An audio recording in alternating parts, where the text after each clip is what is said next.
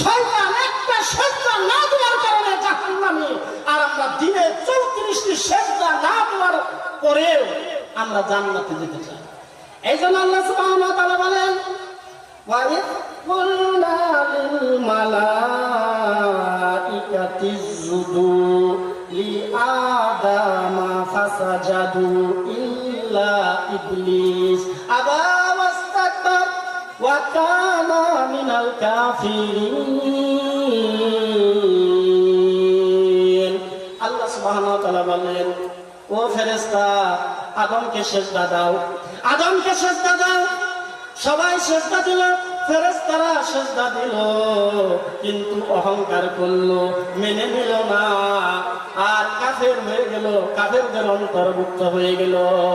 সবাই সিজদা দিল, কিন্তু শয়তান একটি সিজদা দিল না। সে কি করলো? অহংকার করলো, মেনে নিল না, আল্লাহ তাকে কাফেরদের অন্তর্ভুক্ত হয়ে গেল। আর আজকে আমরা কত রাকাত নামাজ আমরা পড়তেছি না।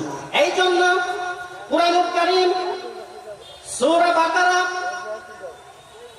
43 নম্বর আয়াতের মধ্যে আল্লাহ বলেন, ওয়াকিমুস সালাতা ওয়া তুজ যাকাতা ওয়ারকাউ মা'আর রাকিন।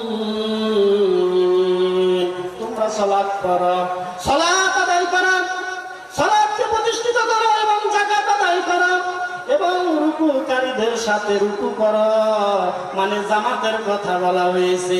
এই জামাতের যে কত দাম, যদি মানুষ জানতো, বুঝতো, এই জামাত কখনো ছেড়ে দিত না।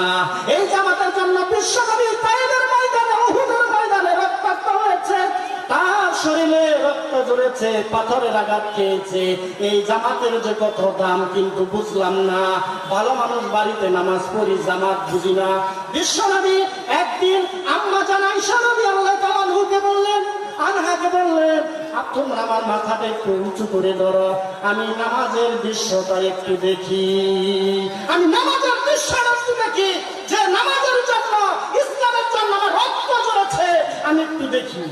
শুধু তাই নয়, এই জামাতের যে কত দাম, অন্ধ সাহাবী বিশ্বনবীকে বললেন, আমি অন্ধ, আমি তো চোখে দেখি না, আমাকে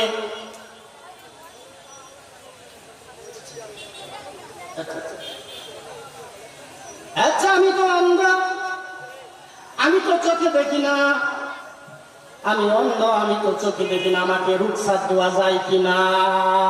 বিশ্বনবী বললেন, আচ্ছা ঠিক আছে, ঠিক আছে, তুমি যেহেতু অন্ধ, তুমি চোখে দেখো না, ঠিক আছে, তুমি যাও।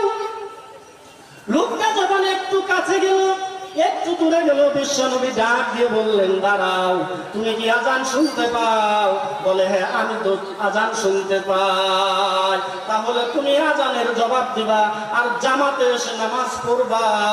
প্রয়োজনে যদি রশি টানিয়ে উপর আসতে হয়। বিশ্বনবী বললেন, তুমি যদি আজানের শব্দ শুনতে পাও, তুমি কি করবে? আজানের জবাব দিবে, এবং প্রয়োজনে তুমি রশি টানিয়ে তুমি জামাতের মধ্যে অবস্থান করবে। শুধু তাই নয়,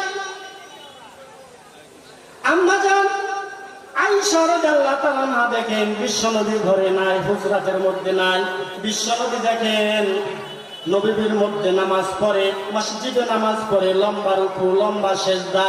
আম্মা জান আয়েশা রাদিয়াল্লাহু তাআলা আনহা বলেন, আপনি কেন এত কষ্ট করে নামাজ পড়েন? আপনি কেন এত কষ্ট করে নামাজ পড়েন? আপনার আগের গুনাহ মাফ, পরের গুনাহ মাফ, তারপরে এত কষ্ট করে কেন নামাজ পড়েন? বিশ্বনবী বললেন, আল্লাহ সুবহানাহু ওয়া তাআলা আমাকে এত সুন্দর নিয়ামত দান করেছেন, আমাকে এত সুন্দর নিয়ামত দান করার পরেও কি আমি আল্লাহর শুকরিয়া আদায় করব না? আমি কি আল্লাহর শুকরগুজারি বান্দা হব না?